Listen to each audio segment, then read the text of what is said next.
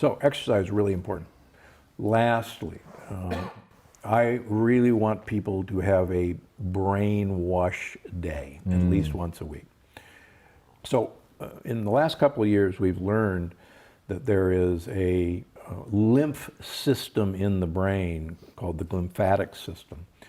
And no one actually believed it existed, but now it exists. And the brain actually, in deep sleep, which happens very early in the sleep cycle, goes through a literal wash cycle. It shrinks by about 20%.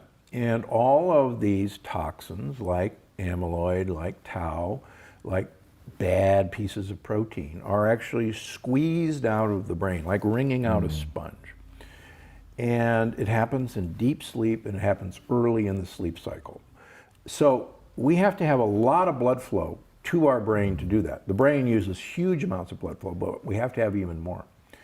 So the evidence is that you need about a 3 or 4 hour window before the last meal of your day, before you go to sleep. Why? Because digestion is actually really energy expensive. So we put huge amounts of blood flow down into our gut. If you eat near the time you go to bed, that blood flow is down in your intestines, and it doesn't go up to your brain.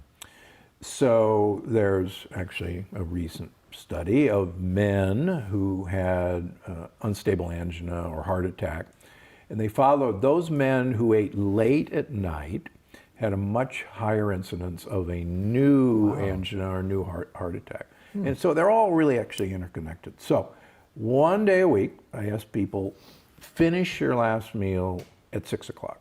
If you go to bed at, say, 10. Right. If it's 11, finish it at 7. Do not snack before bedtime. And allow yourself to have a brain wash. Better yet, skip a meal. And that gets in probably to the fourth point. You've got to have periods of extended lengths of time between eating. We